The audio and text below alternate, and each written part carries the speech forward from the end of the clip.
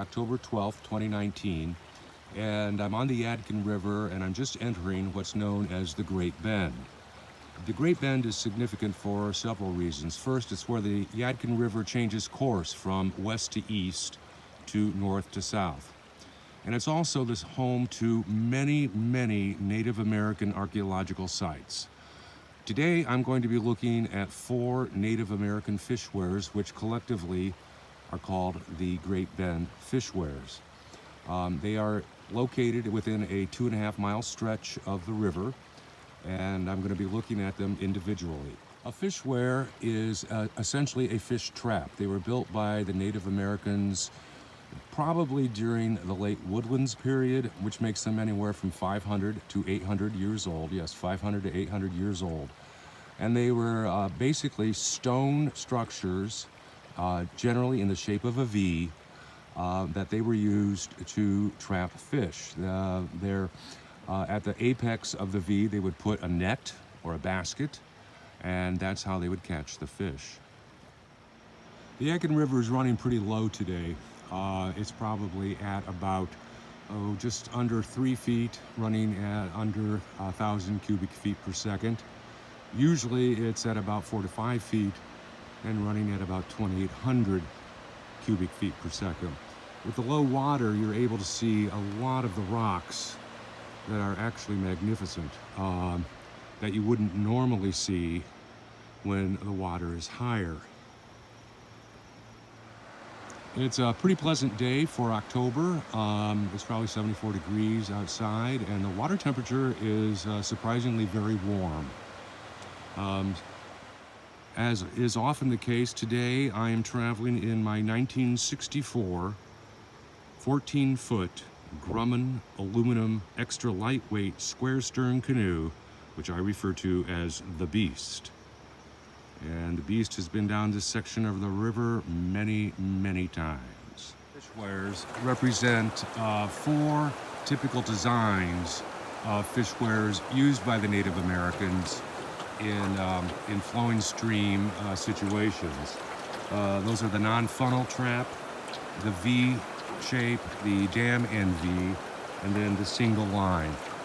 This is the Yadkin fishweir, also has the archaeological designation of YD 220. I'm looking upstream on the Yadkin fishweir. There is the east wing of it. Coming over here, you can sort of see the west wing. The river here is about 450 feet wide, and this fishweir spanned the entire width of the Yadkin. I'm now looking downstream at the Yadkin fishweir. I believe this to be what was called a non-funnel trap, meaning that it didn't have an apex and they didn't use nets or baskets. They would just collect the fish in the natural sort of square that they built with the rocks. Now it does have an opening, but I believe that was done later by the Europeans or the locals. And here's a pretty good low water shot of the Yadkin fishweir. This is the Sycamore Shoals, or the Sycamore fishweir. It's a classic V with the apex almost directly in the center of the river. The river here is about 400 feet wide. Each wing originally went from the apex to the bank of the river. I'm standing at the apex of the Sycamore Shoals fishweir, also known archaeologically as SR 138. The Native Americans who built these were pre-tribal. That means it was before tribes were identified. And they were pretty much hunter-gatherers and fishermen and planters, farmers. Peaceful groups of people that lived in small groups of about 30 to 40, basically extended families. Now I'm looking downstream at the Sycamore Shoals fishweir, and it's pretty well defined. With the river being this low, you can pretty much see its design and outline pretty readily. And here's the east wing of the Sycamore fishweir, and can pretty clearly see the apex. Once again, looking north, upriver at the Sycamore Shoals Fishway. Of the 4 Great Bend Fishweirs, the Fields Fishweir, or YD 221, is in the best condition. This is an example of a dam and V configuration. The apex of a fishweir is generally put in the position where the current is the strongest, and in this case the current is a little on the east side of the river. So the Native Americans built a dam and then the V. The river here is about 225 feet wide. Here I'm standing pretty much at the apex of the Fields Fishweir, and there you can see the west wing going toward the dam, and again the apex going over to the east wing, which both of them connect to the river bank. It's the dam section of the Fields Fishweir, which runs about 1/3 of the river, and then it connects to the west wing.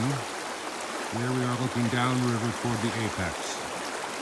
And there's the apex looking over to the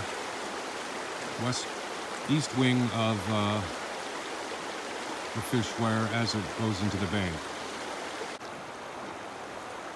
Looking upriver at the Fields Fishweir.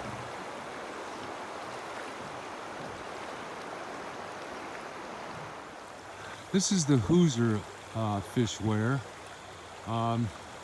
This is an example of what's called a straight line fishweir. As you can see, it's a long, long wing. And then there's a very short wing over here on the east side. The apex has been severely compromised over the years. It was probably much tighter than that. What's interesting about the Hoosier Fishweir is that it was used commercially until about 1890.